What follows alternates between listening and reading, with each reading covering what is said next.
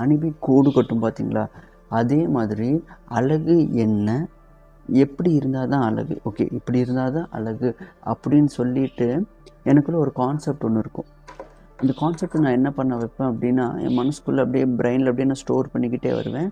ஆனால் அந்த அட்வர்டைஸ்மெண்ட்ஸ் மாதிரி நான் ஆகணும்னு எனக்கு ஆசை இருக்காது. அந்த ஆட் மாடலுக்கும் எனக்கும் சம்மந்தம் இல்லை. அவள் அழகுன்னு நான் சொல்லலை, அவங்கள மாதிரி நான் ஆகணும்னு நான் ஆசைப்படலை. ஆனால் அதெல்லாம் பேக் ஆஃப் த மைண்டில் ஸ்டோர் ஆகி அப்படியே ப்ராசஸிங்லேயே இருக்கும்.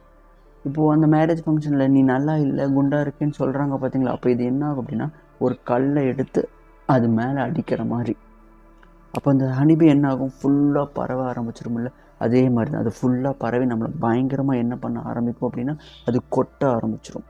ஓ, நான் நல்லா இல்லையோ, ஓகே நான் அழகாக இல்லையோ அப்படிங்கிற மாதிரி ஒரு பயங்கரமான ஒரு லோனஸ் வந்து சூசைட் பண்ணிக்குவோம்.